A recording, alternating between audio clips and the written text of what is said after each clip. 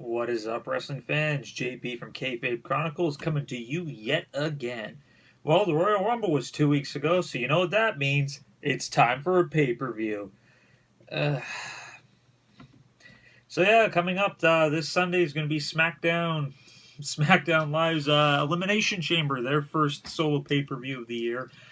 Because you know that you can easily develop and advance enough storylines in 2 weeks' time. Um, I'm total SmackDown fanboy. I'm looking forward to this. I've always been a fan of the Elimination Chamber. Personally, I don't think it's going to be a great pay per view. Granted, what I just said, there's not really a lot of build going to any of the matches. So, you know what? I'm just going to shoot out what I think is going to happen. Here are my predictions for all the matches at this week's Elimination Chamber. So recently announced last match that was just kind of added to the card at the end of SmackDown last week was Luke Harper taking on Randy Orton. Those of you guys who don't know the whole storyline, Luke Harper obviously been a part of the Wyatt family since day one.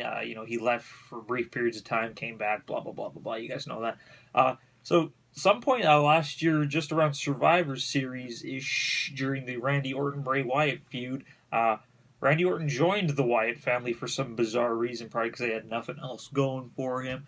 And that kind of, drove a dagger into Luke Harper's heart, thinking like, oh my god, I'm being replaced.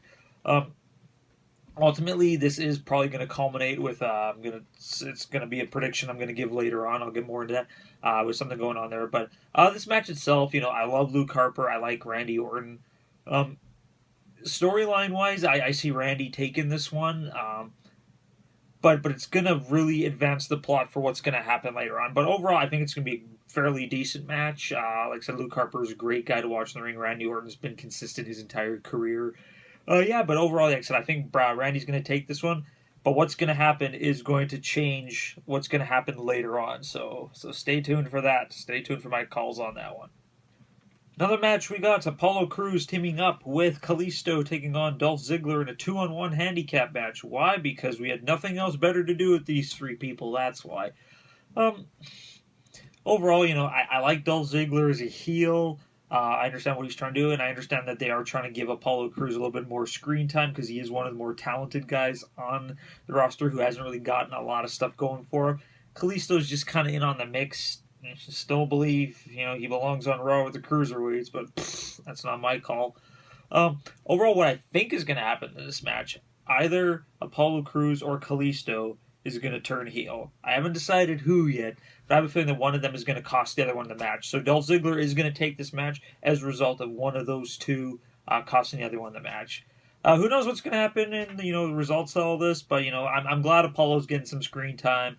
I'm glad Kalisto's getting a little bit of screen time. Dolph Ziggler, he always gets screen time, but I love watching him anyway. So yeah, Dolph Ziggler's going to take this one.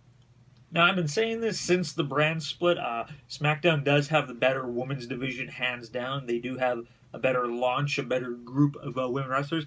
And this pay-per-view, there's going to be 3 women's matches, actually. So we're going to have Nikki Bella taking on Natalya in a grudge match. We're going to have Becky Lynch taking on newly signed Mickie James in yet another grudge match. And, of course, the women's championship between Naomi taking on Alexa Bliss.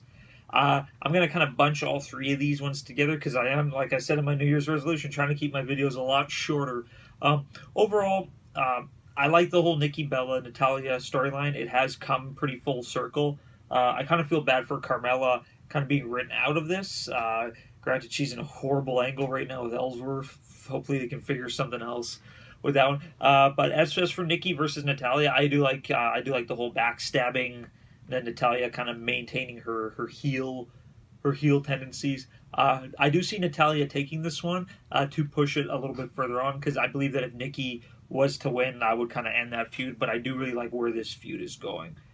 As for Becky Lynch taking on Mickie James, of course, Mickie James was La Luchadora, costing Becky Lynch all those matches in the past. Granted, it probably wasn't her the entire time just because there's height difference, blah, blah, blah. You guys know it. You guys know wrestling.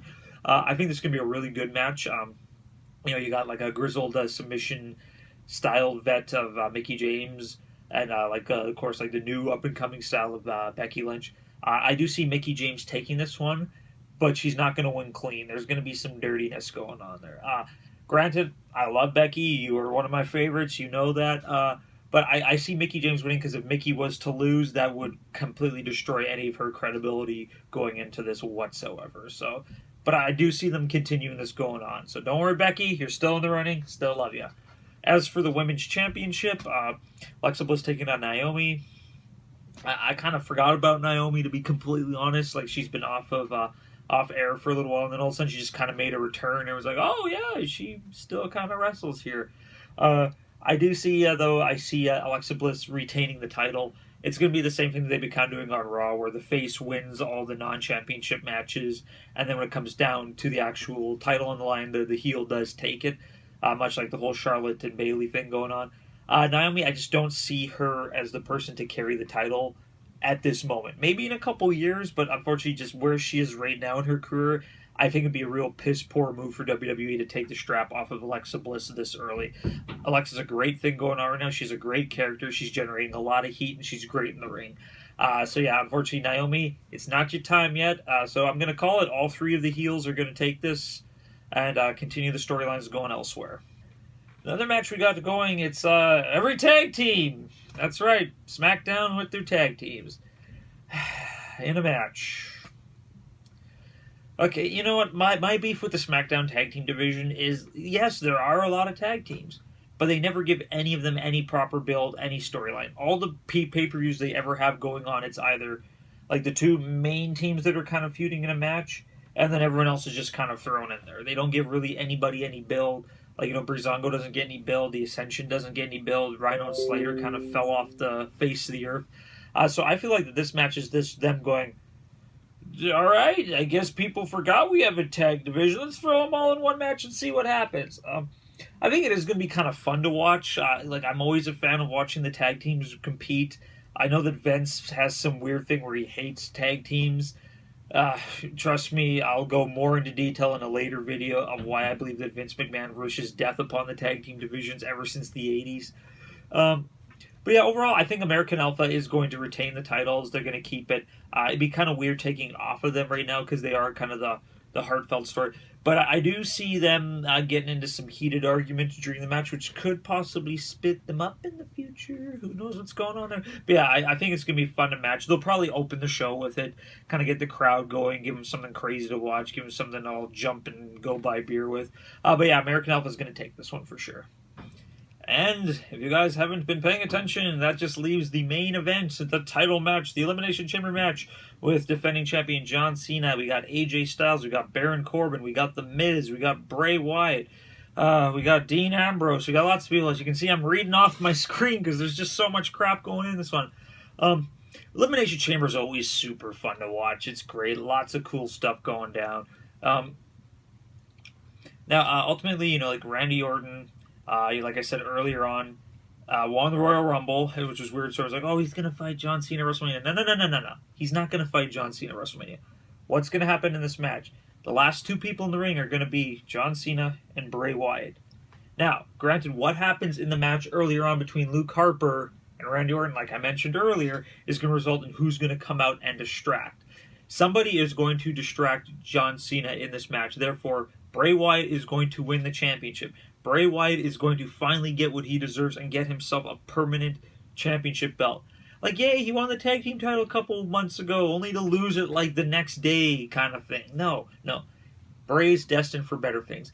And at WrestleMania, it's going to be Bray Wyatt versus Randy Orton in the championship match. Therefore, their storyline will come full circle. Is it the right storyline to do? Who knows? I got no idea what's going on. WWE's just been a completely random mess this past year so far. And the year's only been on for a year. The year's only been going on for like a month and a little bit. But yeah. So depending on what the outcome is between the Randy Orton and the Luke Harper match is going to result in the finishing of this match. But I do see Bray Wyatt walking away with the championship, and he is going to fight Randy Orton at WrestleMania. You heard it now. You heard it from JP. Calling it now. Usually I'm wrong about this kind of stuff, but I got a hankering in my thinkering. That made little to no sense. So there you guys have it. Those are my predictions for Elimination Chamber this Sunday. Hey, what are your guys' predictions? Let me know in the comment section below, and I will check it out. And as always, please subscribe to the station for more great videos. Follow us on Twitter using the 2 name tags in the description below. This is JP from KayFabe Chronicles, and I will see you guys after Elimination Chamber.